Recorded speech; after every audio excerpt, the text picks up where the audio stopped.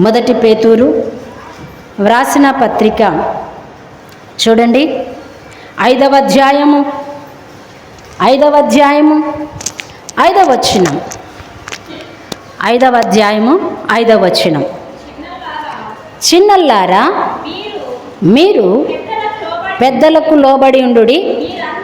మీరందరూ ఎదుటివాని ఎడల దీన మనసు అను వస్త్రము ధరించుకొనుడి. మిమ్మును అలంకరించుకొనుడి. దేవుడు అహంకారులను ఎదిరించి దీనులకు కృప అనుగ్రహించును. దేవునికి స్తోత్రం కలుగునుగాక. అందరం గట్టిగా చప్పట్లు కొట్టి దేవుని మహిమపడదామా? పరిశుద్ధ గ్రంథముల నుంచి మనము చూసినప్పుడు ఈ పత్రిక ఎవరు రాస్తూ ఉన్నారు అనంటే, అపోస్తుల శిష్యువులలో 12 మంది శిష్యువులలో పేతురు అనే భక్తిపరుడు, అపోస్తుల పేతురు ఈ గ్రంథాన్ని రచిస్తూ ఉన్నాడు. అయితే ఈ గ్రంథము రచిస్తూ ఏమంటున్నాడంటే, మనం చూసినప్పుడు ఇక్కడ చిన్నల్లారా ఎవరికి లోబడమంటున్నాడు? పెద్దలకు లోబడి ఉండండి అంటాడు. చిన్నల్లారా పెద్దలకి లోబడి ఉండండి. చిన్నలు ఎవరు అనంటే యవన జీవితంలో ఉన్న వాళ్ళు కదా. చిన్నతనములో నుంచి యవన ప్రాయము ఉన్న వాళ్ళందరినీ గురించి ఇక్కడ మాట్లాడుతూ ఉన్నాడు. పెద్దలు ఎవరంటే తల్లిదండ్రి. పెద్దలు ఎవరంటే సంఘములో ఉన్న విశ్వాసులకు. పెద్దలు ఎవరంటే సంఘ కాపరి. మనకన్నా పెద్దలు ఎవరంటే మన ప్రభువైన యేసుక్రీస్తు. గట్టిగా చప్పట్లు కొడదామా? దేవునికి స్తోత్రం కలుగునుగాక. తల్లిదండ్రులకు లోబడాలి. సంఘములో ఎవరికి లోబడాలి? మనకు మాదిరి లేదా మన తల్లిదండ్రికి మాదిరిగా ఉన్న తల్లులకు తండ్రులకు యవన బిడ్డలు లోబడాలి. ఆ తర్వాత దైవ సావకునికి లోబడాలి. ఆ తర్వాత మనందరికీ ప్రధాన యాజకుడైన మన ప్రభువైన యేసుక్రీస్తుకు మనమందరము లోబడాలి. అందుకే చిన్నల్లార పెద్దలకు లోబడి ఉండు అంటూ ఏమంటాడంటే, ఈ 5వ వచనంలో ఏమంటాడంటే, మీరందరూ ఎదుటివాని ఎడల దీనమను అను వస్త్రమును ధరించుకొనిడి అని అంటాడు. దీన మనసు అనే వస్త్రాన్ని ధరించుకున్నాల. దీన మనసు అంటే ఏంటిది? దీన మనసు అంటే ఏంటిది? దీన మనసు అంటే తగ్గించుకొనడం లేదా వినయము కలిగి ఉండడం. లేదా ఇంకా లేఖనాలలో చూస్తే ఇంకా చక్కగా రాస్తూ ఉన్నాడు బైబిల్లో మాటలు. దీన మనస్సు అనే వస్త్రాన్ని, అంటే మనస్సు అనే వస్త్రముగా ఏం చేసుకోవాలి? ధరించుకోవాలి. ఈ దీనం అనే వస్త్రమును ధరించుకుంటూ ఏమంటాడంటే, కింద ఏమంటాడంటే, మిమ్మును అలంకరించుకొనుడి. దేవుడు అహంకారులను ఎదిరించి దీనులకు కృప అనుగ్రహిస్తాడు. వ్యతిరేకమైన పదము ఏంటిదంటే, దీన మనసు అనే వ్యతిరేకమైన పదము ఏంటిదంటే అహంకారం, అంటే గర్వం. అహంకారము, గర్వం. అయితే ఈ గర్వములో ఉన్న మనిషిని దేవుడు ఏం చేశాడంటున్నాడు ఇక్కడ? అహంకారమును ఎదిరించి దీనులకు కృప చూపుతాను అంటాడు. అహంకారులను, గర్విష్ఠులను నేను ఎదిరించి దీనులకు ఏం చెప్తాడు? కృపనిస్తాడు. కృపనిచ్చినప్పుడు దేవుడు కృపనిస్తే అంత ఇంత కృప అస్సలు ఇవ్వడు, సంపూర్ణమైన కృప ఇస్తాడు. అందుకే దీనమనే వస్త్రాన్ని మనము ధరించుకొని ఈ భూమి మీద బ్రతకాలి. దీనమనే వస్త్రము అంటే మనసు. దీన మనసు అనే వస్త్రం అంటే ఈ మనసు ఎలాగ ఉండాలి దేవుని ఎదుటంటే, దీన మనసు కలిగి ఉండాలి. అంటే చాలా తగ్గించుకోవాలి. గర్వపడకూడదు. గర్వపడితిమా దేవుడు అస్సలు ఇష్టపడడు. దేవుడు అస్సలు ఇష్టపడడు. దేవుని ఎదుట కానీ, విశ్వాసుల ఎదుట కానీ, లేదా సేవకుని ఎదుట కానీ మనం ఎక్కడ నడుచుకున్నా, ఎక్కడ కూర్చున్నా, ఎక్కడ మాట్లాడినా దీన మనస్సు మనము కలిగి బ్రతకాలి అంటాడు. అలా కలిగి బ్రతుకుతూనే దేవుడు మనకు కృప అనుగ్రహిస్తాడు. అలా కలిగి ఉండకపోతే అహంకారులను ఏం చేస్తాడంట, గర్విష్ఠులను ఏం చేస్తాడు, తొలగిస్తాడు. గర్విష్ఠులను, అహంకారులను దేవునికి అస్సలకి ఇష్టమే ఉండదు. చూడండి, పరిశుద్ధ గ్రంథంలో కొన్ని లేఖనాలు నేను చూపిస్తాను.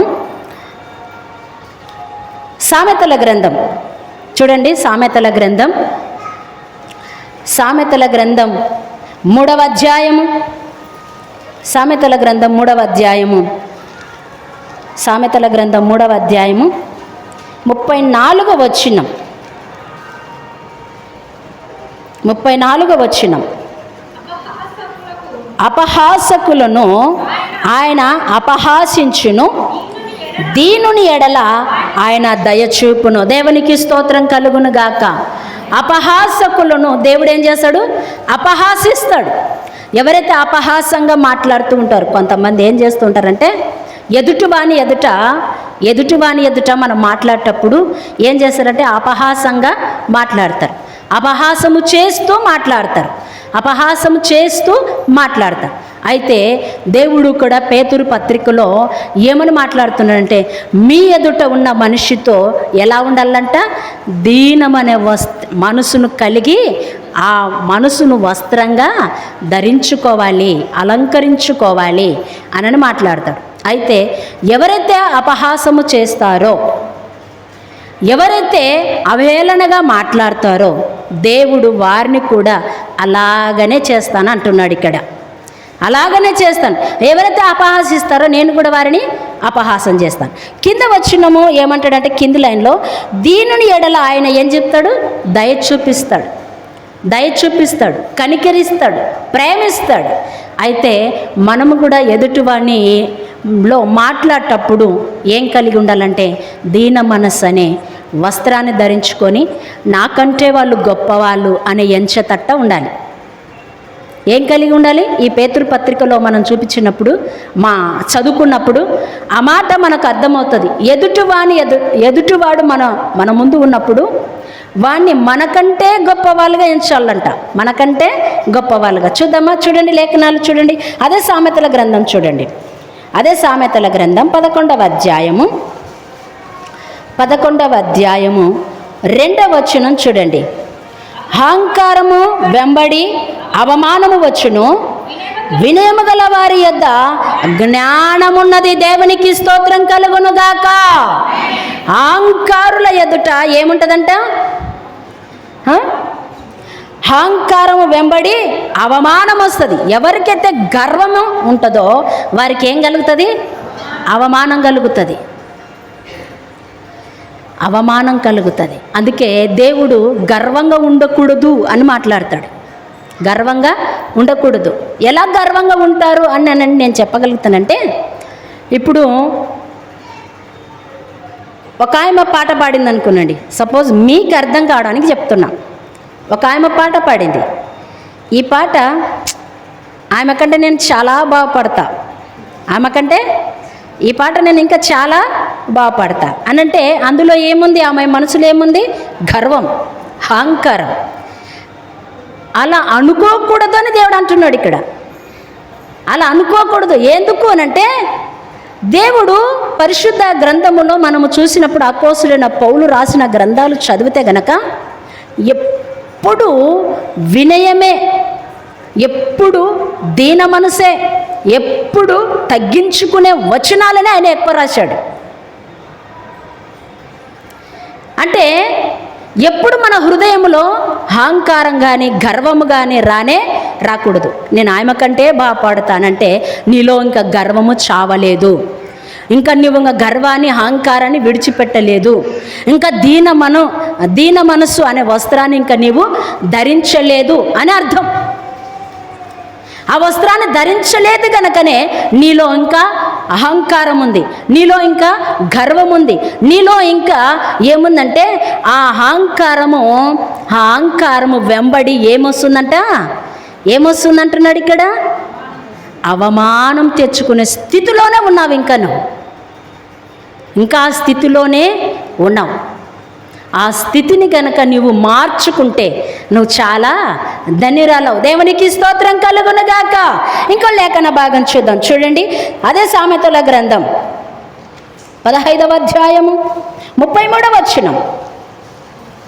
15:33 యెహోవా యందు భయభక్తులు కలిగిండుట జ్ఞానాభ్యాసమునకు సాధనము, ఘనతకు ముందు వినయముడును. దేవునికి స్తోత్రం కలుగునుగాక. ఘనతకు ముందు ఏముంటుందంట? వినయం. వినయం అంటే ఏంటో తెలుసా? ఈ దీన మనసు అనే మనసు ఉంటుంది. అంటే ఈ రెండిటికి కొంచెం దగ్గరనే సంబంధాలు ఉంటాయి. ఈ రెండిటికి కొంచెం దగ్గరనే సంబంధం ఉంది. అయితే ఇక్కడ అంటాడు, ఏమంటాడంటే యెహోవా యందు భయభక్తులు కలిగి జ్ఞానాభ్యాసము సాధనముగా ఉంటుంది, ఘనతకు ముందు వినయం ఉంటుంది. ఎప్పుడైతే మనకు ఘనత వస్తుందో దాని ముందు మనకేం కలిగి ఉండాలి? వినయము కలిగి ఉండాలి. ఎవరితో మాట్లాడినప్పుడు కూడా వినయము కలిగే మాట్లాడాలి. దేవునితో ప్రార్థించినప్పుడు కూడా వినయము కలిగే ప్రార్థించాలి. దేవునిలో మనం వాక్యం చదివేటప్పుడు కానీ, పాట పాడేటప్పుడు కానీ, విశ్వాసులతో మాట్లాడేటప్పుడు కానీ, సేవకులతో మాట్లాడేటప్పుడు కానీ వినయము కలిగే మాట్లాడాలి. వినయము కలిగే ప్రార్థించాలి. వినయము కలిగే పాట పాడాలి. అలాంటప్పుడే నీకు ఘనత వస్తుంది. అలాంటప్పుడే నీకు ఘనత వస్తుంది. ఆమె మారింది, చాలా మంచిది.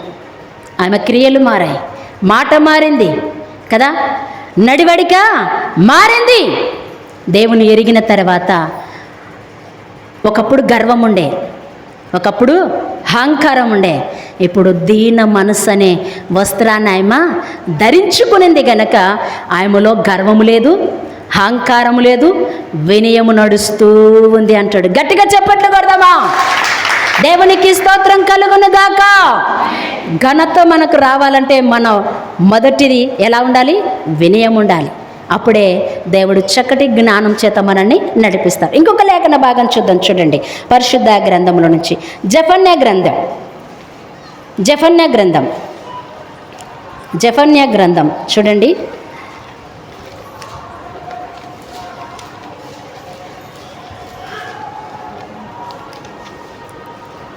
హబక్కు పక్కల ఉంటుంది పాత నిబంధనలో. హబక్కు పక్కల జెఫన్యా గ్రంథము 2వ అధ్యాయం 3వ వచనం చూడండి. దేశములో సాత్వికులై ఆయన న్యాయ విధులను అనుసరించు సమస్త దీనులారా యెహోవాను వెదుకుడి. మీరు వెతికి వినయము గలవారై నీతిని అనుసరించిన ఎడల ఒకవేళ ఆయన ఉగ్రత దినమున మీరు దాచబడదురు. దేవునికి స్తోత్రం కలుగునుగాక. దేవుడు ఉగ్రత దినమందు మీరు దాచబడాలి అంటే, దేవుని రెక్కల కింద దాచబడాలి అంటే మనము ఏం కలిగి ఉండాలో తెలుసా? ఇశ్రాయేలు ప్రజలకి ఇక్కడ జెఫన్యా అని ప్రవక్త సెలవిస్తున్న మాటలు ఏంటిదంటే, ఏమంటున్నాడంటే దేశములో సాత్వికులు. ఎలాంటి వారు? సాత్వికులు కదా. సాత్వికులు, దీన మనసు, వినయము, ఇవన్నీ కొంచెము దగ్గర వచ్చినాలేవి. ఏమంటాడు ఇక్కడ? దేశములో సాత్వికులై ఆయన న్యాయం ఎదుట ననుసరించు సమస్త దీనులారా అంటాడు.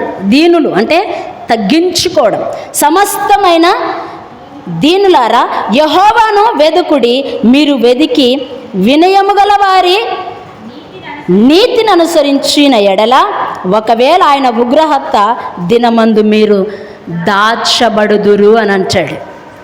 ఉగ్రత వస్తుంది అంటే, ఎందుకు ఉగ్రత వస్తుంది అంటే మనం చేసిన క్రియల వలనే ఉగ్రత రప్పిస్తాను అంటాడు. మొదటి వచనంలో చూస్తే గనక మనం చేసిన క్రియల వలన ఉగ్రత అనేది వస్తుందండి. ఆ ఉగ్రత తప్పించుకోవాలి అంటే ఆయన పీఠము ఎదుట మనము ఏం కలిగి ఉండాలనో తెలుసా? సాత్వికము, దీన మనస్సు కదా. సమస్త దేశాన్ని చెప్తున్నాడు.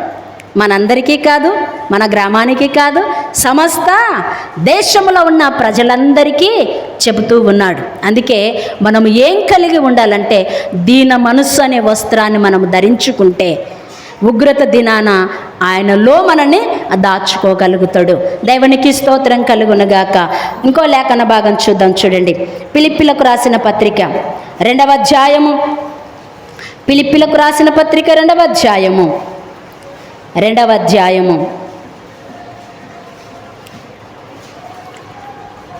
వచనం. కక్ష చేతనైనను వృతాశ్చయము చేతనైనను ఏమీ చేయక వినమైన మనసు గలవారై ఒకనికొకడు తనకంటే యోగ్యుడని ఎంచుచు. దేవునికి స్తోత్రం కలుగునుగాక. నాకెళ్ళి చూడండి, ఇక్కడ ఏమని మాట్లాడుతూ ఉన్నాడంటే అపోస్తలుడైన పౌలు కక్ష చేత కాక ఏం కలిగి ఉండాలంట? వృతాతిశయము అంటే డంబము అనే మాట దానికి అర్థం వస్తుంది. డంబము చేత, కక్ష చేత అలా కాకుండా ఎలా ఉండమంటున్నాడు? ఒకరికొకరు ప్రేమ, ఒకరికొకరు వినయం ఎలా ఉండమంటున్నాడంటే ఇక్కడ అంటాడు, కక్ష చేతనైనను వృతాతిశయము చేతనైనను ఏమీ చేయక వినయమైన మనసు గలవారై ఒకరికొకడు తనకంటే యోగ్యుడని ఎంచుకోవాలి. నాకంటే యోగ్యులు మీరు అని నేను ఎంచుకోవాలి. ఎలా ఎంచుకోవాలి? నాకంటే యోగ్యులు అని ఎంచుకోవాలి. ఎప్పుడు ఎంచుకుంటారు అలాంటి మనసు? ఎప్పుడు ఎంచుకుంటారంటే దీన మనసు అనే వస్త్రము ధరించుకున్నప్పుడు మాత్రమే అలా ఒకరికొకరు నాకంటే యోగ్యులు, నాకంటే గొప్పవారు, నాకంటే యోగ్యులని అలా ఎంచుకోవడానికి అవకాశం వాళ్ళకు మాత్రమే ఉంటుందని ఈ లేఖనాలు సెలవిస్తూ ఉన్నాయి. కక్ష చేత, భేదముల చేత అయితే ఒకరికొకరము యోగ్యులముగా ఎంచుకుంటామా? కక్ష చేత ఎందుకు ఎంచుకోవాలి? నాకంటే ఏమి ఆయమే కదా, నాకంటే గొప్పగా పాడుతుందా, నాకంటే గొప్పగా ప్రార్థన చేస్తుందా, నాకంటే బైబిల్ ఎక్కువ తెలుసా? కక్ష చేత, వృతాంతసేయం చేత అనంటే అక్కడ డంబము చేత అని దానికి అర్థం.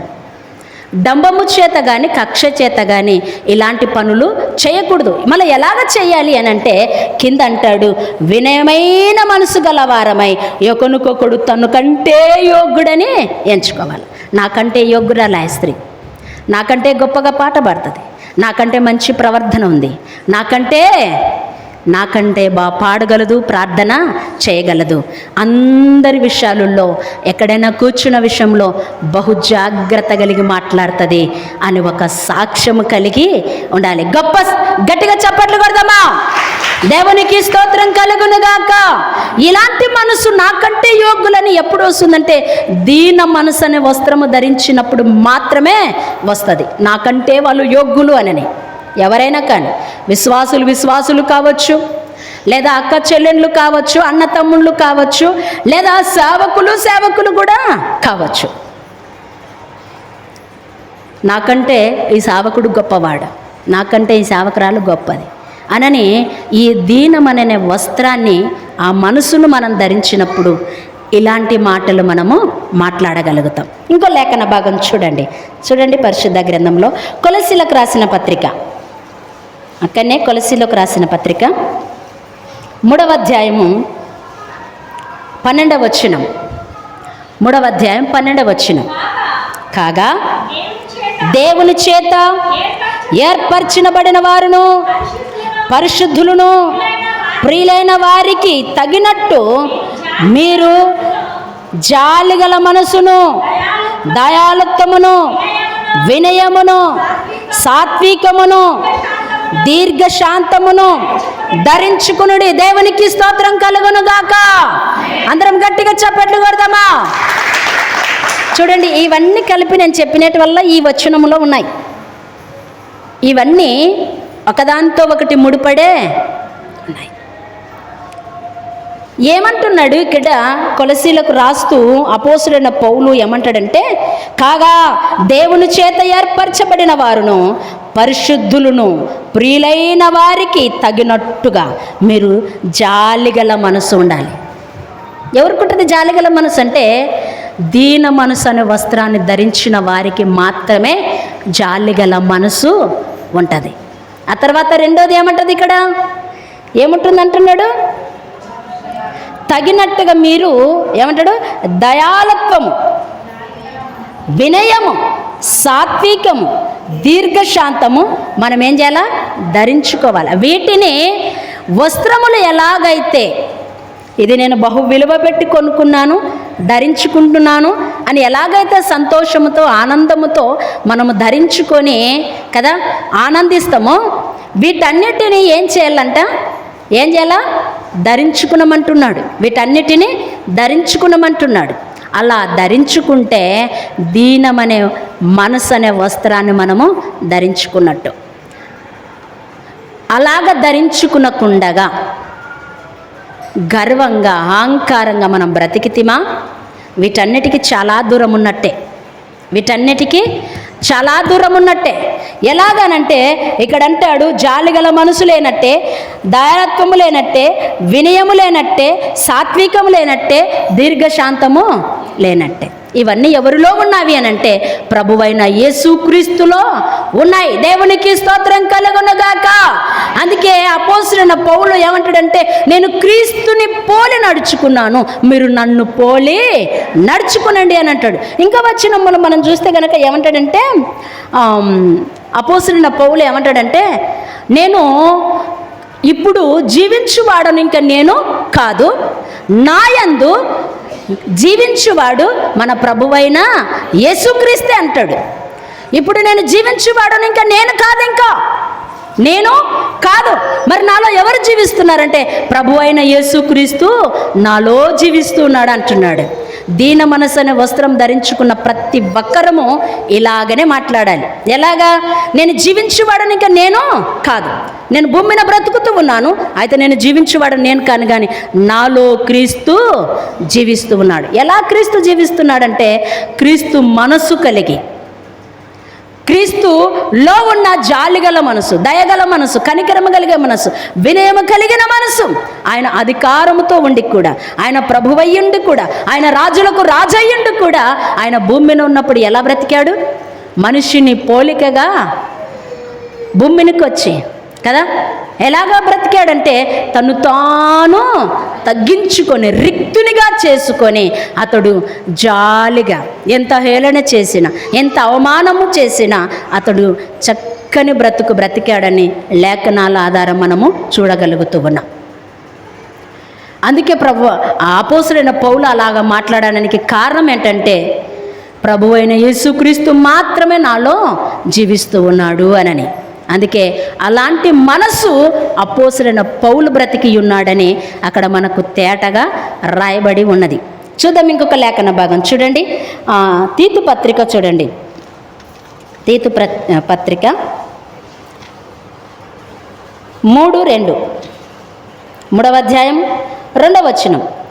ప్రతి సత్కార్యము చేయుటకు సిద్ధపడి ఉండవలననియు మనుషులందరి ఎడల సంపూర్ణమైన సాత్వికమును కనపరచుచు ఎవని దూషింపక జగడమాడని వాడును శాంతులునై ఉండవలనని వారికి జ్ఞాపకము చేయుము అని అంటాడు. దేవునికి స్తోత్రం కలుగునుగాక.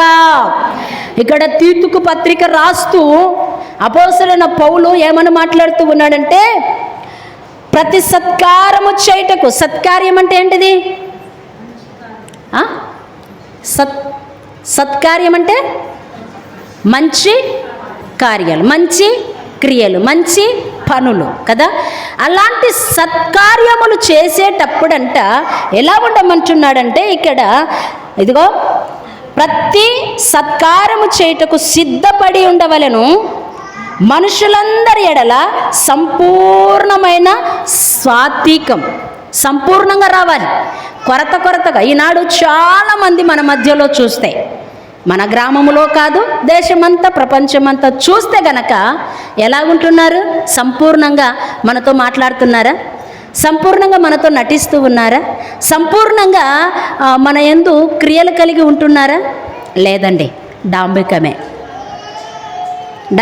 ఇక్కడ అంటాడు, ఏమంటాడు, సంపూర్ణమైన సాత్వికమును కనపరచుచు ఎవరిని దూషింపక జగడమాడక. చూడండి ఎంత మంచిగా మాట్లాడుతున్నాడు. ఎవరిని దూషించకూడదు, జగడము ఆడకూడదు. ఒకవేళ మనలో జగడాలు పెట్టే వాళ్ళు కూడా ఉన్నారేమో బహుశా కదా. ఇక్కడ చెప్పి ఈ మాట లేనిపోని మాటలు చెప్తూ ఉంటారు. కానీ చాలా ప్రమాదం, అది చాలా ప్రమాదం. నీవు మంచిగా ఉండవు, ఇతరుని మంచిగా ఉండనివ్వవు. అంటే ఏం చేస్తున్నావు? చిచ్చు పెడుతూ ఉన్నావు కదా, చిచ్చు పెడుతూ ఉన్నావు. అందుకే స్టీవెన్ ఒక పాట పాడాడు. ఏం పాట? ముసలమ్మ ముచ్చట్లు కట్టి పెట్టి పరిశుద్ధ గ్రంథాన్ని చేతబట్టి దీక్షతో నడుము కట్టి ఇంటింటి తలుపు తట్టి, దీక్షతో నడుము కట్టి ఇంటింటి తలుపు తట్టి యేసయ్యా ఊసే చెప్పమ్మా, ఊరకనే ఉంటే తప్పమ్మా. ఆ ఇంటి సంగతులన్నీ ఈ ఇంటికి మోసేవమ్మ, పొరుగింటి విషయాలన్నీ చాటింపు వేస్తే. ఏంటంట? ఆ ఇంటి సంగతులు ఈ ఇంటికి, ఈడ ఉన్న మాటలు ఇంకొక ఊరికి. ఎలాగా? ఇప్పుడు ఫోన్లు వచ్చేసినాయి. ఇప్పుడు ఏ భయం లేదు, ఏం భయపడాల్సిన అవసరం లేదు. ఫోన్లతో హలో ఇలాగనంట. భర్త ఏమన్నా మాట్లాడని అమ్మా ఇలాగా కదా, వదిన మరదలు ఏమన్నా అమ్మా ఇలాగా కదా, కోడన్లు ఏమన్నానే అమ్మా ఇలాగా ఫోన్లు. అది మంచి అలవాటు కాదండి. దీన మనసు అనే వస్త్రం ధరించుకున్న వాళ్లకు, క్రీస్తుకు వినయం విధేయత కలిగి సాత్వికముతో నడుచుకున్న వాళ్లకు అలాంటి గుణం మంచిది కాదు. నువ్వు మంచిగా ఉండి కూడా ఇతరులను మంచిగా ఉండనివ్వకుంటే అది చాలా జగడగొంటిది అనుకునొచ్చు. నేనైతే జగడం పెట్టొద్దండి. ఒకరికొకరు వాళ్ళ మనసులు బాధపడేటట్టుగా మనం ఉండకూడదు. ఒకరికొకరు హెచ్చుగానే చూడమని నేను లేఖనాల ఆధారంగానే చూపిస్తూ ఉన్నాను మీకు. ఒకరికొకరు గొప్పగానే ఎంచుకోవాలి, వారిని చిన్న చూపు చూడకూడదు. ఒకవేళ నీ మనసులో ఆమె గొప్పగానే ఉండొచ్చు, కానీ ఆమె మనసు మాత్రము జగడంతో కదా బాధన పెట్టొద్దండి. చాలా తప్పు. విశ్వాసులకు అది గిట్టదు, క్రైస్తవులకు అస్సలే గిట్టదు అది. ఇక్కడంటాడు, మరొకసారి నేను చదువుతాను. సాత్వికముతో కనపరచుచు ఎవరిని దూషింపక. ఎవరిని దూషించొద్దు. నీ మాట అవునంటే అవును, కాదంటే కాదు. ఇంకొక మాట కలపొద్దండి దయచేసి. ఒక్క మాట ఏదైనా మాట్లాడిందా సేవకురాలు కానీ విశ్వాసులు కానీ ఎవరైనా కానీ మన మందిరములో కానీ లేదా ఏ గ్రామంలో అవ్వచ్చు, ఏ సంఘములోనే కావచ్చు, ప్రపంచ దేశాలు ఎవరైనా కావచ్చు, ఏం చేయాలంటే ఒకరి మనసు బాధ పెట్టొద్దు. ఇక్కడ ఏమంటాడంటే సాత్వికంతో కనపరచుచు ఎవరిని దూషింపక జగడమాడిన వారును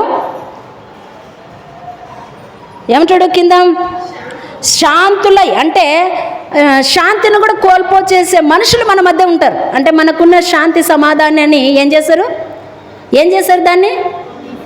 దాన్ని చెడగొడతారు.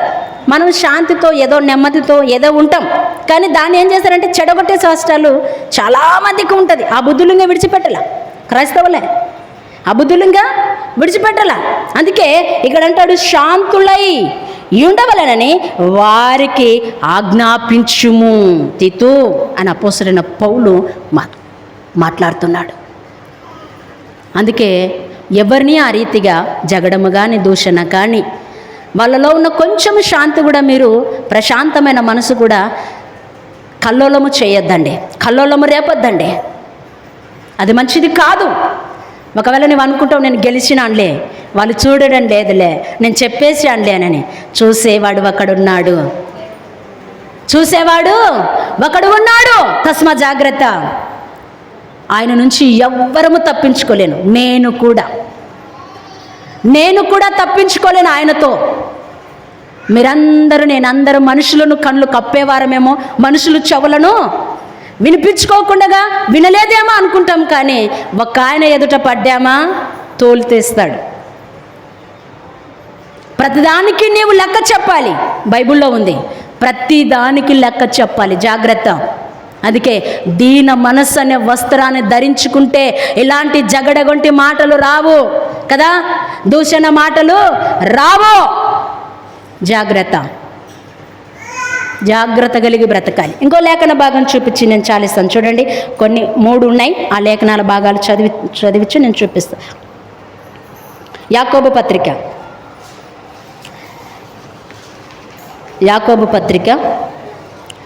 4వ అధ్యాయము 6-7 వచనాలు. యాకోబు పత్రిక 4వ అధ్యాయము 6వ వచనము 7వ వచనం. ఆయన ఎక్కువగా కృపనిచ్చును, అందుచేత దేవుడు అహంకారులను ఎదిరించి దీనులకు కృప అనుగ్రహించును అని లేఖనము చెప్పుచున్నది. కాబట్టి దేవునికి లోబడి ఉండుడి, అపవాదిని ఎదిరించుడి, అప్పుడు వాడు మీ యొద్ద నుండి పారిపోవును. దేవునికి స్తోత్రం కలుగును గాక. ఏం చేయాలంటే వాడిని అపవాదిని ఎదిరించాలి. దీనులకు దేవుడు కృప అనుగ్రహిస్తాడు. ఆ కృపను పొందుకోవాలంటే దీన మనసు అనే వస్త్రాన్ని మనము ధరించుకోవాలండి. చూడండి, మత్తయి సువార్త చూడండి, 11వ అధ్యాయం మత్తయి సువార్త, 11వ అధ్యాయము మత్తయి సువార్త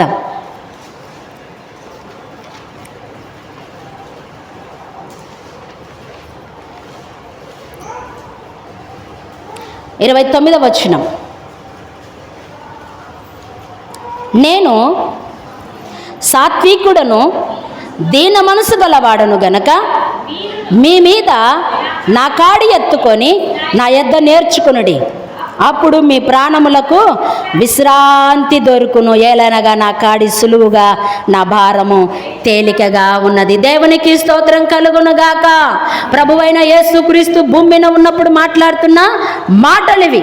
ఏమంటున్నాడు 29వ వచనములైతే, నేను సాత్వికుడను, దీన మనసు గలవాడను గనక మీ మీద నా కాడి ఎత్తుకొని నా యొద్ద నేర్చుకునుడి, అప్పుడు ఏం కలుగుతుందంట? అప్పుడు మీ ప్రాణమునకు విశ్రాంతి దొరుకును. మనం ఏం కలిగి ఉండాలి?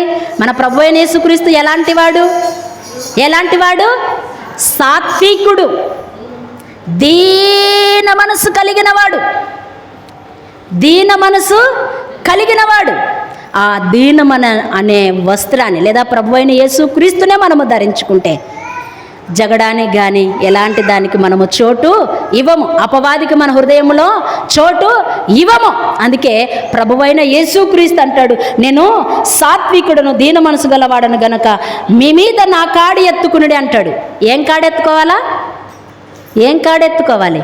ప్రభువైన యేసుక్రీస్తు అనే కాడి మన మీద ఎత్తుకొని లోకములో సాగిపోవాలి. ఎలా సాగిపోవాలో తెలుసా? పని చేసేటప్పుడు, అయ్యా యేసుక్రీస్తు దీన మనసు కలిగినవాడు, సాత్వికం కలిగినవాడు కదా, సాత్వికము కలిగినవాడు. మన ప్రభువైన యేసుక్రీస్తుని సొంత రక్షకునిగా చేసుకునండి. ఆయన ఎలాంటి వాడు తెలుసా? ఆయన బిడ్డలు కూడా అలాగనే చేయగల సమర్థుడు, శక్తివంతుడు గనక ఆయనను నమ్ముకుందాం, ఆయనను మన హృదయములో చేర్చుకుందాం అని ప్రతి విషయంలో ఆయనను గురించే మాట్లాడుతూ ఉంటే అపవాదికి మన హృదయంలో, మన తలంపుల్లో చోటు ఉండదు. జగడాలు పెట్టడానికి కూడా అవకాశము ఉండదు. అందుకే బహు జాగ్రత్త కలిగి బ్రతకాలని తెలియచేస్తూ ఉన్నాను. మొదటి కొరింథీయులకు రాసిన పత్రిక చూడండి, పరిశుద్ధ గ్రంథములో మొదటి కొరింథీయులకు రాసిన పత్రిక 16వ అధ్యాయం 16వ వచనం. కాబట్టి సహోదరులారా, అట్టివారిని పనిలో సహాయము చేయించు ప్రయాసపడుచు ఉండు, వారందరికీ మీరు విధేయులై ఉండవలనని మిమ్మును బతిమాలు కొనుచున్నాను. దేవునికి స్తోత్రం కలుగునుగాక. ఇక్కడ అపోస్తలుడైన పౌలు ఒక వ్యక్తిని గుర్తు చేస్తున్నాడు. ఈ వచనంలో ఒక వ్యక్తిని గుర్తు చేస్తున్నాడు. గుర్తు ఎవరిని చేస్తూ ఉన్నాడు అని మనం జ్ఞాపకం చేస్తే స్టెఫెన్ను గుర్తు చేస్తున్నాడు. స్టెఫన్ను గుర్తు చేస్తున్నాడు. ఏమని గుర్తు చేస్తూ ఉన్నాడు అని అంటే ఇక్కడ అంటాడు 16వ వచనంలో, కాబట్టి సహోదరులారా అట్టివారికి పనిలో సహాయము చేయొచ్చు ప్రయాసపడుచు ఉండు వారందరికీ మీరు విధేయులై ఉండవలనని మిమ్మును బతిమాలు కొనుచున్నాను అంటాడు. అంటే ఏ పనిలో సహాయం చేయమంటున్నాడు ఇక్కడంటే, స్టెఫను ఒక సంఘ పెద్ద. స్టెఫెను ఒక సంఘ పెద్ద. ఆ స్టెఫను ఏం చేశాడో తెలుసా? ఈ బైబిల్ గ్రంథములో ఉన్న ప్రతి మాట ఖండించేవాడు, ప్రతి మాట అనేకులకు బోధించేవాడు, అనేకులతో వాదోపాలు జరిగిన అలాంటి వ్యక్తిని ఏం చేశారంటే చంపేశారు. అలాంటి వ్యక్తిని చంపేశారు. చంపినప్పుడు అపోస్తులైన పౌలు సౌలుగా ఉన్న దినాలలో చంపేశారు. సౌలుగా ఉన్న దినాలలో చంపేసినారు. అయితే అపోస్తులైన పౌలు మారిన తర్వాత, ప్రభువైన యేసుక్రీస్తు అతన్ని పిలుచుకున్న తర్వాత, అతని హృదయమును ఆయన తలంపులను మార్చిన తర్వాత ఈ మాటలు ఏమని మాట్లాడుతూ ఉన్నాడంటే 16వ వచనంలో, కాబట్టి సహోదరులారా అట్టివారికి పనిలో సహాయము చేయండి. ఎట్టివారికి? స్టెఫెను దేవుని పనిలో ఉన్నాడు. స్టెఫెను దేవుని పనిలో ఉన్నాడు. అట్టివారికి మీరు సహాయము చేసేవారిగా ఉండాలి. కోపం పుట్టించేవారిగా కాదు, దూషణ మాటలు మాట్లాడేవారి కాదు, జగడములు పెట్టేవారిగా కాదు. స్టెఫెను దేవుని పనిలో ఉన్నాడు గనక ఆ పనిలో ఉన్న దేవుని పనిలో ఉన్న పనివారికి, విశ్వాసులు కానీ స్నేహితులు కానీ ఎవరైనా కావచ్చు, దేశం మీద భూమి మీద కానీ ఏం చేయమంటున్నాడు? సహాయం చేయి. సహాయము చేయకపోతే ఊరుకో, సహాయం చేయకపోతే ఊరుకో. అంతేగాని చిచ్చులు మాత్రము పెట్టొద్దు, చిచ్చులు మాత్రము పెట్టొద్దు. అందుకే సహాయము చెయ్యి అట్టి వారికి అంటూ ఏమంటాడంటే ఇక్కడ కింది వచనములో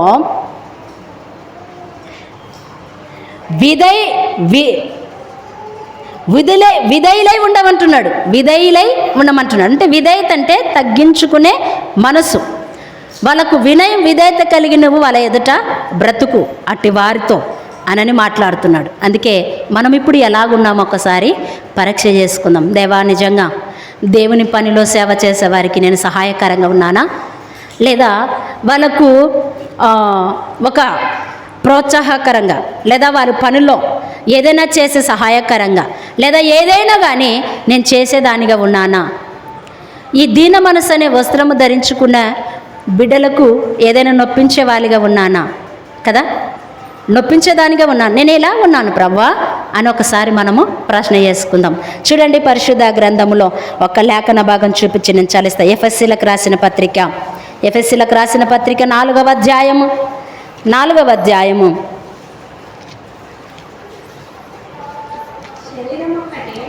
4వ అధ్యాయము 2-3 వచనాలు.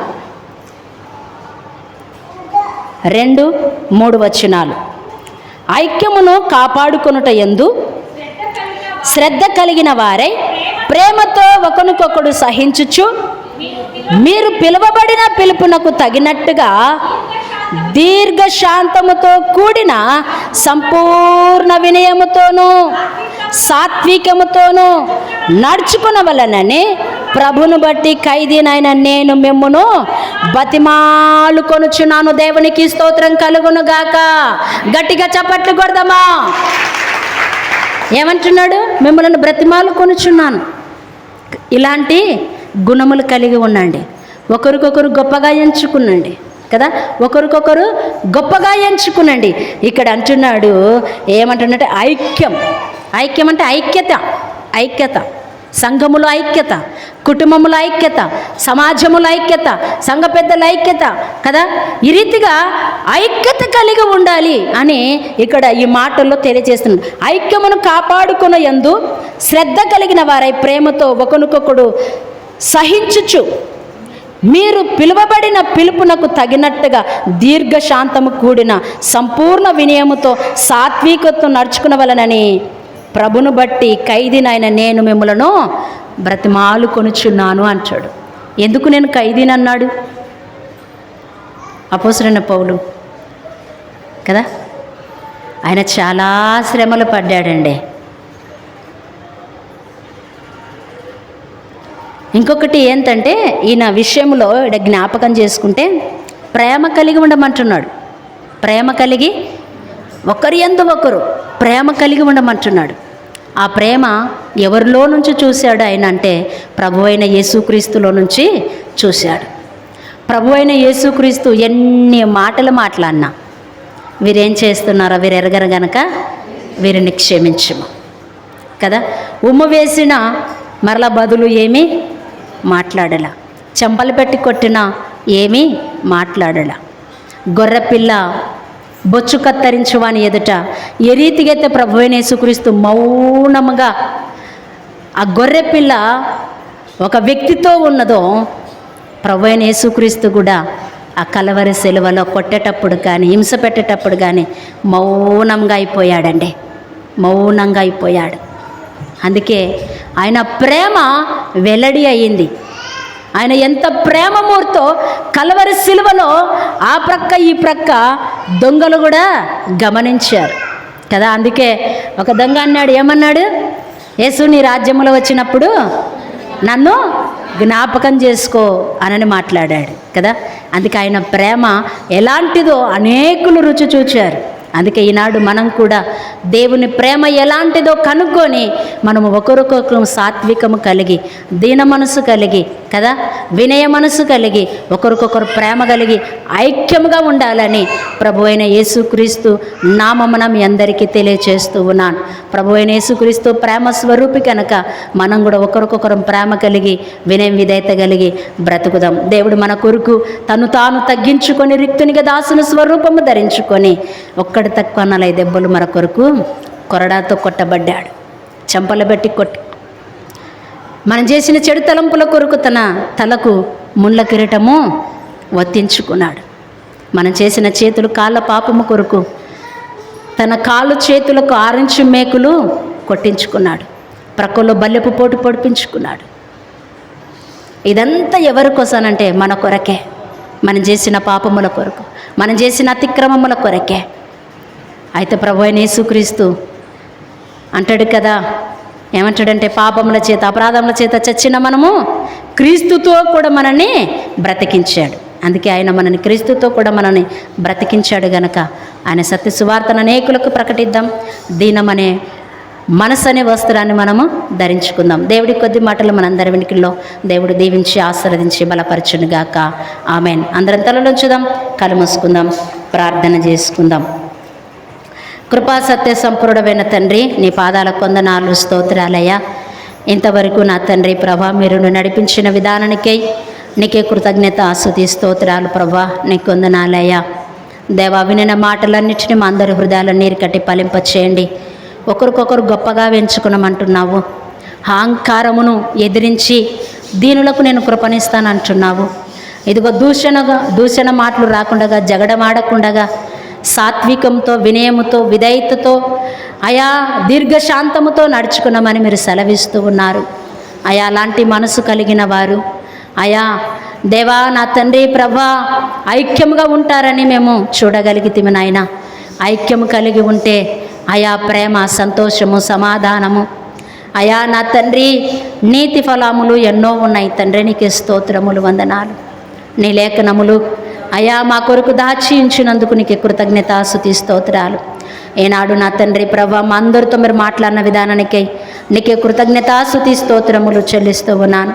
అయా నీకే స్తోత్రములు, వందనాలయ్యా. కూడిన ప్రతి స్త్రీలను మీరు దీవించి ఆశీర్వదించి నీ వాక్యము ద్వారా అయా నీ బిడ్డల హృదయాలు నీరికట్టి ఫలింపచేయమని, నీ వాక్యానుసారంగా దీన మనస్సు అనే వస్త్రాన్ని ధరించుకొని ఈ భూమిని బ్రతుకుటకు కృప చూపి సహాయము చేయమని యేసుక్రీస్తు నామమున ప్రార్థించి అడిగి వేడుకుంటున్నాను తండ్రి. ఆమెన్.